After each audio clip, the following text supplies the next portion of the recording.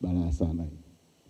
Sisi watu hatuna kabisa, yani shabiki sio kumpigia magoti na kumbembeleza kuja kushangilia timu, kwa sababu sisi tunaamini mashabiki wetu ndio wenye timu. Yani wao ndio wanakuwa wa kwanza kuja kushangilia timu inapocheza na kupiga hizo kelele. Yani kelele sio kitu cha kumuomba shabiki anayekuja uwanjani. So napoongea hapa naongea na mashabiki wa Azam FC kwamba nyinyi cha kufanya mnakijua, kama ambacho tulikifanya Mwanza.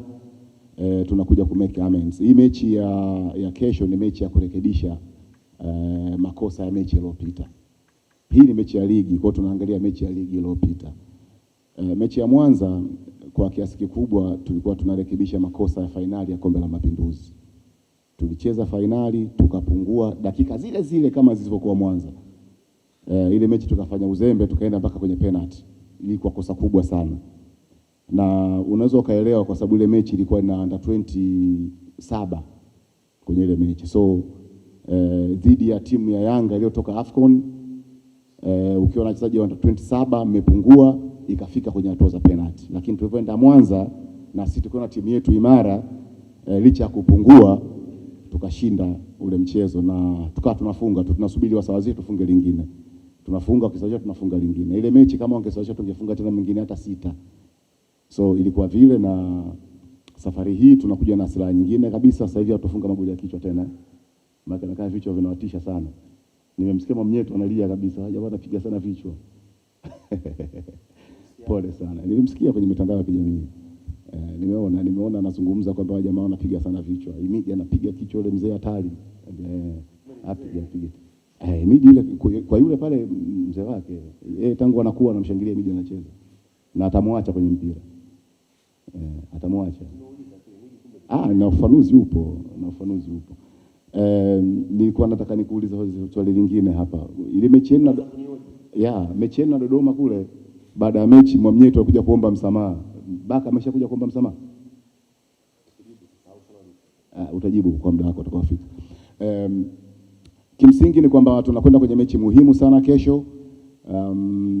Ni mechi ya ligi ambayo inakwenda kutuweka hai kwenye matumaini ya kuchukua ubingwa. Nimemsikia kakaangu hapa Faruk, sijui ashatoka hapa, anasema ubingwa huko Yanga na Simba. Hapana, ubingwa bado hata si mkononi kwetu upo. Kwenye historia ya ligi hii ya Tanzania haya yote yashatokea.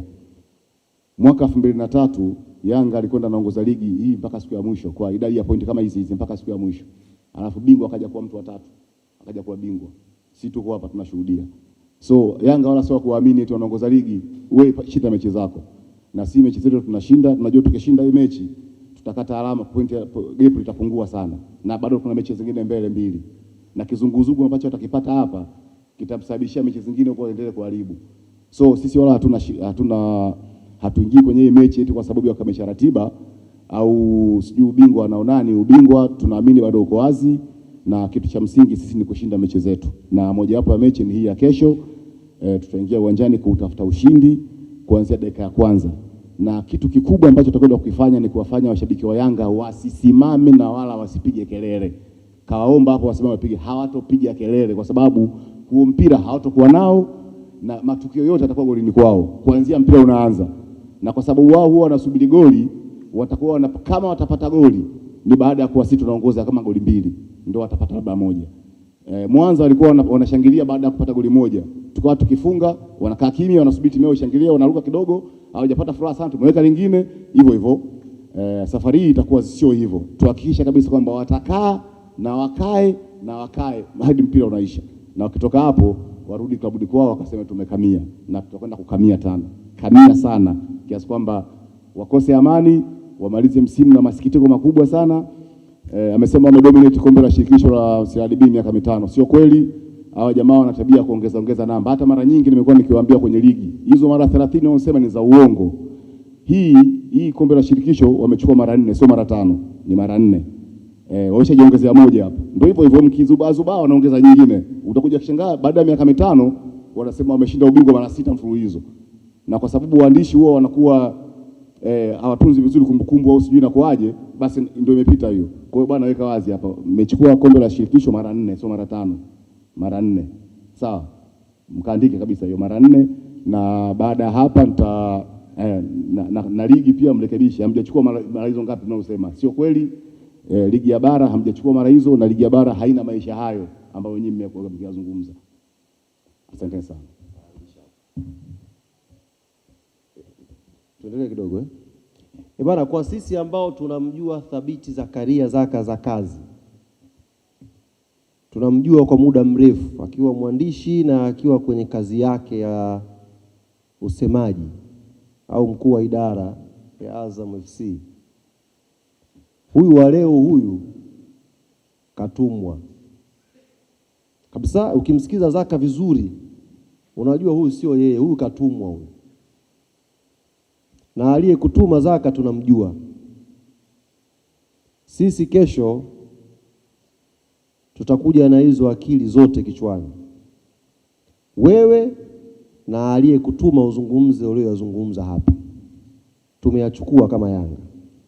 Lakini la pili, umezungumza vizuri kuhusu Ibrahim Baka, kwamba wakati Bakari Nondo Mwamnyeto anafanya kosa mechi ya Dodoma aliomba radhi. Vipi Baka? Nikuhakikishie Bwana Thabiti Zakaria Zaka za kazi, wewe na hao waliokutuma, Baka amesema radhi atatuomba kesho hapo New Amani Complex. Yeye hana muda wa kwenda kuomba radhi mtandaoni, hana muda wa kuzungumza lolote. Yeye kama kamanda atazungumza kesho hapo New Amani Complex. Kwa hiyo kawape salamu hao waliokuagiza kuhusu hali ya Baka, yuko vizuri na yuko tayari pia kwa ajili ya mchezo wa kesho.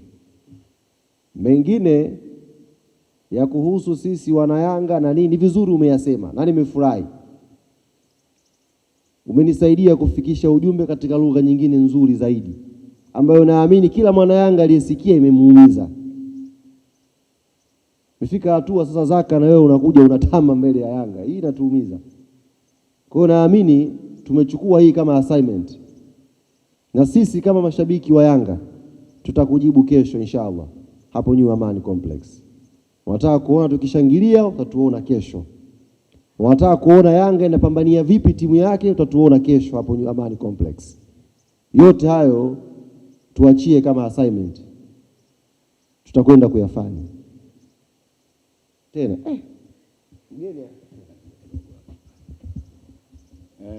Hizo blabla zingine nazoongea sio muhimu sana kwangu, lakini hii ya Baka ndio imenifurahisha, kwa sababu Baka ni askari. Askari hawezi kuomba msamaha kwa raia hata siku moja. Yaani Baka salute sana. Baka nampongeza sana. Hicho ndio kiburi cha askari. Yaani askari lazima una kiburi fulani hivi. Huwezi kupita mbele ya raia unaanza kuomba msamaha. Kwa sababu Mwamnyeto hata Mwamnyeto alikuwa na mechi ya baadaye ya kuombea msamaha, na hata kwenye mechi ya watani wa jadi alifunga. Lakini bado aliomba msamaha kwa sababu Mwamnyeto ni raia. Baka nimempongeza sana kwa kukataa kuomba msamaha raia, na tutamkaribisha kesho kwa makofi wakati anaingia. Na hata kesho tena likitokea goli lingine afunge tu hata mwenyewe, sio lazima tu azidiwe nguvu labda maarifa na mtu. Hata yeye mwenyewe akifunga tu hamna shida. Funga Baka na goli lako tutashangilia vizuri sana. Na tunajua baada ya ile goli pale Mwanza kuna tukio lingine ulifanya halikukamilika, dakika za mwisho pale halikukamilika. Nadhani utakamilisha kesho. Kesho likamilishe ile tukio, mechi iwe nzuri zaidi, na afu kataa tena kuomba msamaha, kwa sababu narudia, askari hawezi kuomba msamaha kwa raia hata siku moja. Captain anachogani gani wewe jeshini? Naweza kusaidia. Eti ngoja kwanza naongea na waandishi. Waandishi, kuna mtu anajua Baka anachogani gani koplo? Sergeant Baka, kwa sababu cheo cha sergeant kama mjui, kuna mtu mmoja anaitwa Sergeant Samuel Doe, alikuwa rais wa Liberia. Alikuwa askari kwa sergeant, akafanya mapinduzi. Alifanya mapinduzi akawa rais yeye. Alafu akafuta cheo chochote cha sergeant, akabaki yeye peke yake. Watu wengine wote ukitoka hapa chini kama unavuka basi unakivuka ile cheo. Alafu sergeant akabaki peke yake. Hiyo ndio jeuri ya sergeant ukiwa askari. Kwa hiyo Sergeant Baka, wewe kama Samuel Doe, heshima kubwa sana kwako. Hakuna kuomba msamaha, mechi inaendelea na kesho tena kama vile, alafu mambo yanakuwa mazuri sana. Karibu. Malizia, mimi nimaliza. Takie huyu kaka.